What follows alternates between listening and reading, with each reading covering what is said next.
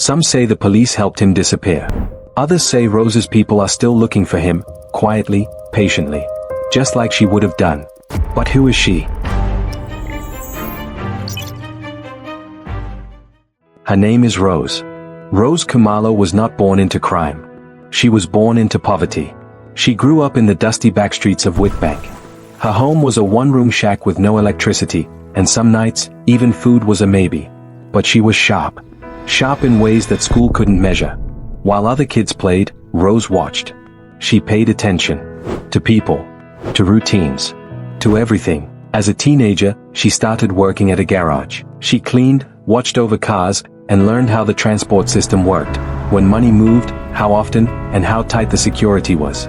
That's where her journey began. Years later, she was no longer that girl cleaning car windows. She had become a ghost in the system, the woman behind some of the cleanest cash-in-transit heists South Africa had ever seen. They called her the CIT goddess. She had rules: no deaths, no noise, no unnecessary risks. She believed in clean jobs, quick in, quick out, no blood, no glory. And because of that, she ran for years without being caught. But every legend has a turning point. Rose had pulled off 5 successful hits in 2 years. Quiet ones, no shootouts, no messy chases. She used inside info, forged documents, and timed her moves to the second. The 6th job was supposed to be the same. A delivery van carrying 12 million rands in cash, moving from a mines payroll office to a secure depot outside Pretoria West. 2 guards in the van, 1 security car following behind. The kind of operation Rose had mastered. She had a plan. The intercept wouldn't happen on the road, too risky. She wanted to hit the van before it even started moving. During the early morning load-up at the mine's rear entrance, when things were relaxed and the guards were still yawning, not alert, everything was set. What she didn't know was that someone close to her was no longer on her side. Meet Jack Bello, Rose's Clyde in their fantasy life. They met when Rose was still small-time, faking car breakdowns and doing minor fraud. Jack was older, charming, and dangerous in a quiet way.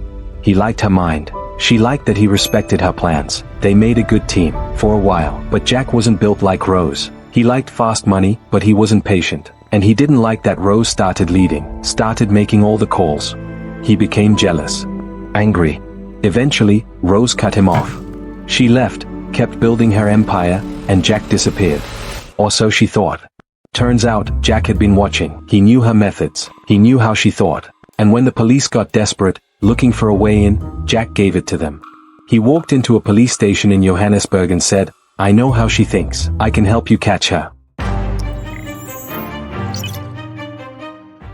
It was cold, still dark when the van was due to be loaded at the mine. Rose's crew arrived disguised as maintenance workers. They wore reflective vests, carried fake badges, and had a forged maintenance log that showed they were there to check a leaking pipe. One of her crew members had worked at the mine 3 years earlier and still had a valid ID. Security let them in, no questions asked. Inside, the 2 guards were talking near the van.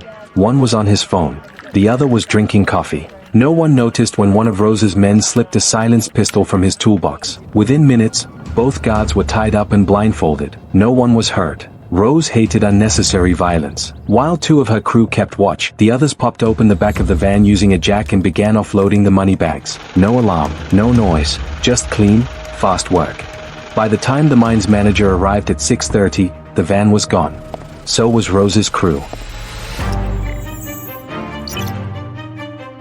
But Jack had told the cops everything. He knew Rose liked to lie low for 48 hours after a job. He told them about a farmhouse outside Witbank, a place Rose had once mentioned, saying it was quiet, forgotten, perfect for hiding. The police set up surveillance around the area. They didn't rush in. They waited. On the second night, just as Jack predicted, headlights appeared down the dirt road. A bakkie pulled in. Out stepped Rose. She wasn't in a disguise. She wasn't carrying a weapon. She looked tired, but calm, like someone who had just finished a long day at work. When the police surrounded her, she raised her hands, said nothing. One officer later said, it was like she knew this day would come, and she had already made peace with it.